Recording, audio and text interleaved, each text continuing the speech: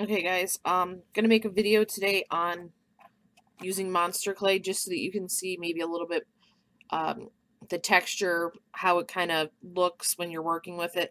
There's 3 different types you can get. There's a soft, a medium, and a hard. This is the medium. I haven't tried any of the other ones. This is the first time that I've purchased this. Well, product was purchased for me. I got it for a Christmas present. I've made some stuff previously, and I've just been playing around with it more. I intend on taking this, the pieces that I make once they're done, and casting them in silicone to make molds, and then once the molds are made, doing resin pieces from what I've sculpted. One of the things that you probably want to pick up if you're going to get serious about sculpting with this stuff, I by no means am an artist or anything that, does amazing stuff with this, but you're going to want to pick up some 99% alcohol. 91 hardly works with this. This is to smooth the clay out and get a really nice finish to it. The only place that I've been able to find to get this is online. I usually use this after I've finished sculpting and kind of want to smooth some things out after I've let the clay set up a little bit and cool off.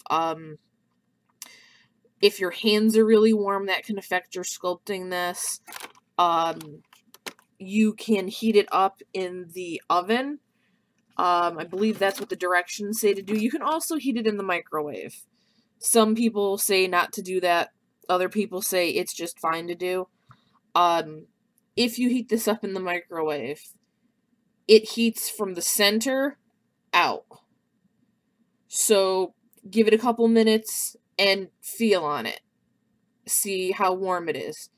Be very careful because this stuff can get very hot, and I'm assuming could probably burn you. I'll show you, because I put mine in the microwave. The center of this is really soft. I know how long that I microwave it for.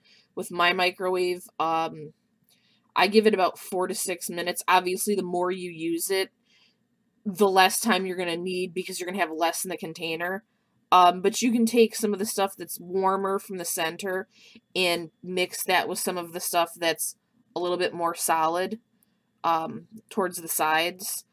And, get yourself whatever tools you're going to use. I have a pencil box literally full of stuff that I use for different applications. This piece is from this set. It's wax carver tools. You can use any clay tools you want. I also have some, these are actually nail art tools. They're little dotters to do nail polish designs and things. People also use these for sculpting. And then, as I said, I have an entire pencil box full of different tools. You can go for anywhere from the really cheap plastic ones. You can get different metal ones. I haven't worked with these ones a lot. These ones are small silicone tip to get into smaller areas if you want to smooth things out. These are sculpty ones, ball end at one, silicone end at the other, so that you can, do different things. More different metal tools, wooden tools. I keep a brush in my kit. If you're doing any fine line work and you're getting little grains of the clay, you can then kind of, once it's set up and cooled off, you can brush away the little bits. You can also use a can of air, but if you're going to do that, be careful where the little bits of clay are going. These are ribboning tools that you can just basically cut hunks of clay out of whatever you're using. But I mean, use whatever tools you want. I'm going to just use the wax tools that I have to the side. I have a little table set up because the space that I'm working with is literally my desktop, and I've got a printer and mouse pad and everything else all set up. So I'm just going to go ahead and do a little bit with this, and then maybe you guys can see kind of how the clay works. Again, when you warm it up, it's very soft. It depends on how much you warm it. The more that you knead it, it will cool down, and you can evenly distribute any chunks that are cooler, and just keep kneading it. It takes detail really well, and I don't know if it's going to let me show you this. Probably not, because the lighting sucks. I can show you some pieces that I've done previously with this. I do the majority of my detail work after I let the clay set up a bit. It just seems to take the detail better. If you try to do it when it's softer and the clay kind of slackens a little bit, you might lose some of the detail.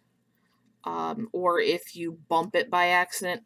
Okay, see, it's the center of that was warm, and it's, I mean, not too warm to me, but you have to be careful with it, because depending on how hot it is, it could burn you, I would assume. I haven't, thank God, had that happen yet.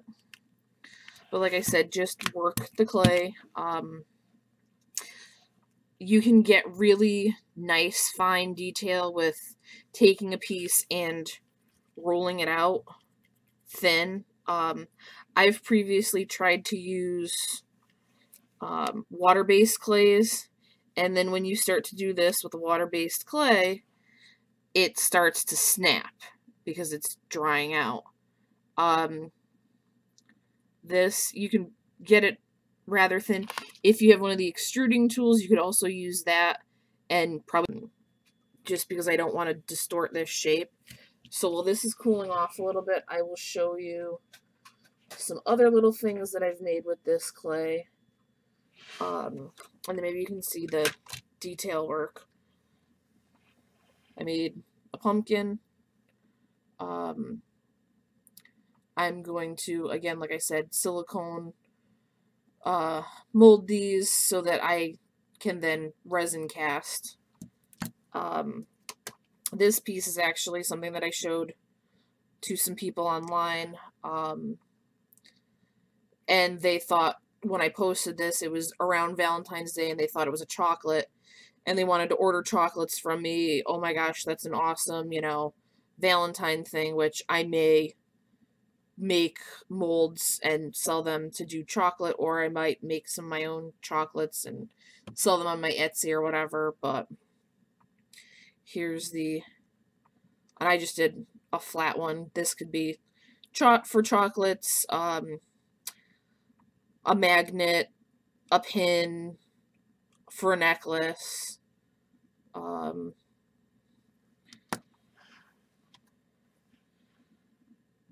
I did like a little sack doll. I don't know if you can see the little detailing in the face. I wanted to make it kind of look like burlap. I actually did the detailing with the wax tool. It has this little like hexed pattern on it, however you want to call it, and I just took that and literally, when it was more solid, rolled it over, and that pattern stayed in the clay quite well. It's the other thing with this clay, because this is the medium clay, you can drop this. I'm not saying drop it from a great distance, but you can drop this, and you're going to have maybe some slight dings, but it's not like if you dropped a water-based clay and it could shatter. this stuff's going to stay together. I also did like a little voodoo doll. Same thing with the, come on, focus. The detail work with the wax tool to get that kind of burlap look. When I cast this, I'm going to pull the pins out, and then I'll buy pins that I can stick in the ones that if I decide to make them and sell them for a magnet or whatever. And then there's one last piece that I did using this. This is from a comic book from Sandman. This is the Key to Hell. I kind of changed it a little bit with this piece here. It looks different in pictures.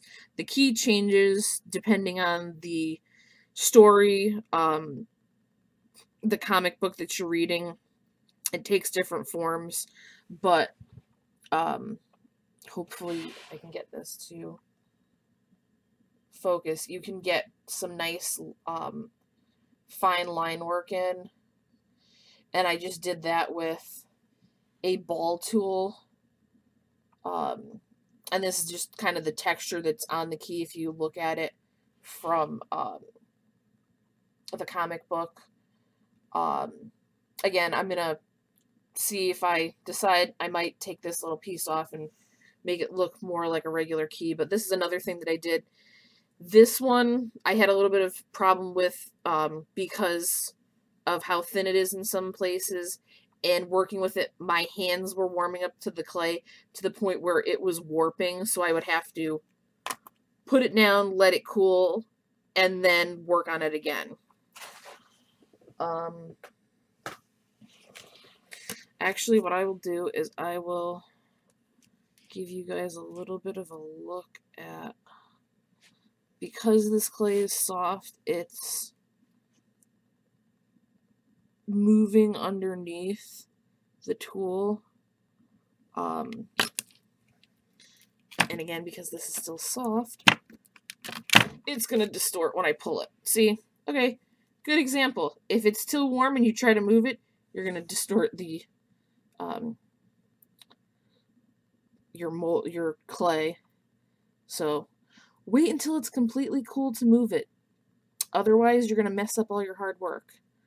I might actually just stop the video here, and then I'll make another one where I'm actually sculpting the anatomical heart. But I just figured I'd give you guys a little, you know, look at what this clay is like. I really enjoy it. I like it so much better than the water-based clay. One, because of the detail work that you can get into it. Two, because you can use, you can do fine work with it, like the stitches on here where you can get the clay really nice and thin and add those things in.